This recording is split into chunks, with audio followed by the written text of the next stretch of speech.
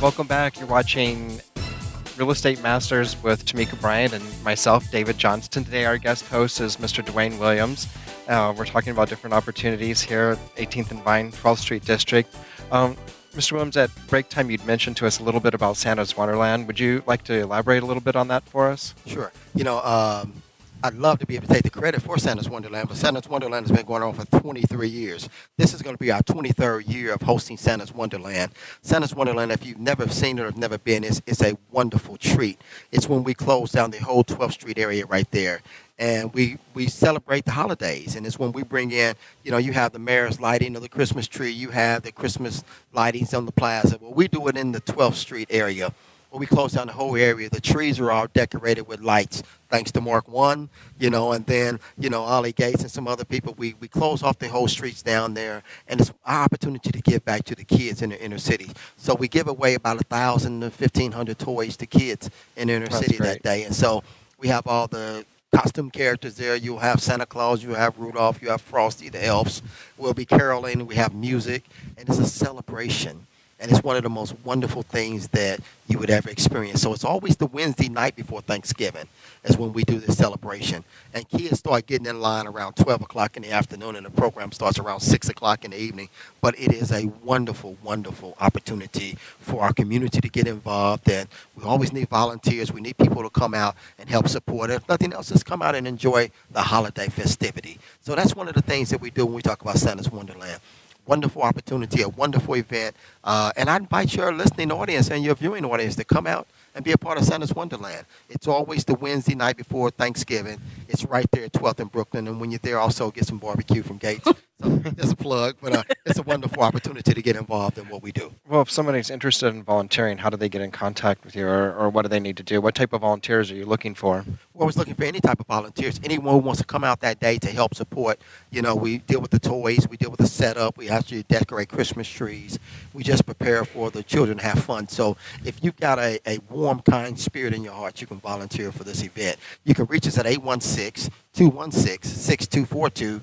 That's the number to the office. And so if you call my office and say, hey, I'm looking to volunteer for the Santa's Wonderland, or I just want to be a part in some of the terrific things that you guys are doing in our community, this is the way to reach us, 816-216-6242. That's the office number to 12th Street Heritage Development Corporation. Oh, great. Very good. Now, let me ask you, because we always have viewers who are not familiar with the development side, Sure. or not familiar with maybe even nonprofits and CDCs, a Community Development Corporation. So would you suggest that other areas look at bringing CDCs in or building their own CDCs? Because, again, although we're talking some about real estate, there's so much more to what a CDC can do and bring and deliver to a community. Would you recommend a CDC? And if so, how would one start it? One of the things that I would recommend is, first of all, understanding your geographical area, what your needs are in that area. And then if you're going to develop a community development corporation, build it around not your wants, but build it around the needs of the community. It's easy for us to get caught up in doing development, Tamika. It's easy for us to get caught up in real estate. Mm-hmm. But, it's so much more to a community than building houses. It's so much more. Somebody's got to live in the house. Somebody's got to live there. But You want them to stay there. But also, you want people in the neighborhoods that are good community-oriented individuals to live in that community. And so how do we do that? One of the things that we look at, which one comes first? Is it the housing and development, or is it jobs? So we've got to be able to help provide jobs for those individuals in that community.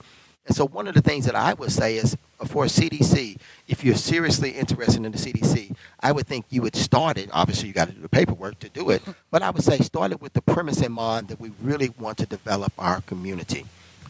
I'm in this program called Neighbor Works of America. Mm-hmm. And one of the things that we've looked at is that I'm getting a certification in neighbor revitalization through Neighbor Works, which is probably one of the best certifications you can get in this area. And one of the things it's teaching me is how to develop communities and neighborhoods. I travel the country looking at neighborhoods that are being developed and trying to see what is it that we can do in Kansas City? What is it we can do in other areas?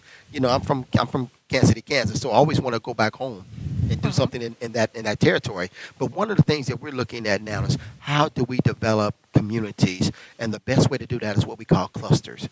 That means you go into a neighborhood, You don't leave that neighborhood until that neighborhood is developed.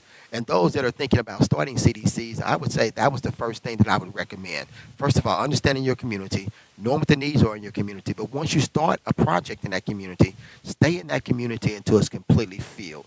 And then that's what we call a cluster, because now you've developed a whole community and people can actually see what the neighborhood looks like versus what it used to look like. So yeah, CDCs are needed. They need to be funded more. I think one of the things that people don't understand is that it's just not about building houses. It's about building the lives of the individuals who live in that community. And I think if we work well with the cities, I think it's something that can be started in a lot of different communities. So I'm really for community development corporations. But like anything else, I think the market can become saturated.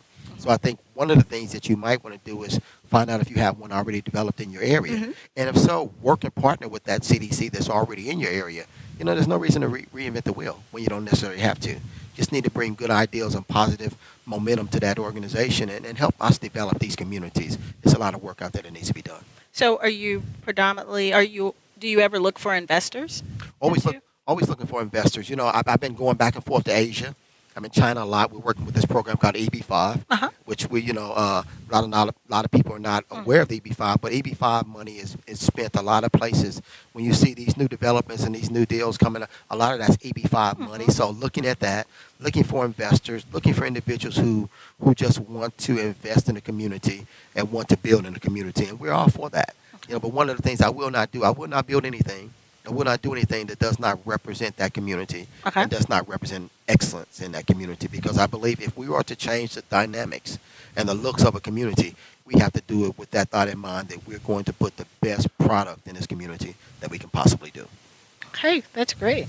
Well, I know I was thinking out loud as well in my head. I do a lot of thinking up there, of course, but there are lots of rural communities that kind of need assistance and need help and that kind of thing. Do you have any advice for any communities that are even some of our viewers who are in rural areas, if they don't have a CDC, or can they team up with you, or how can they reach out? Glad you asked that question, because yes, you can.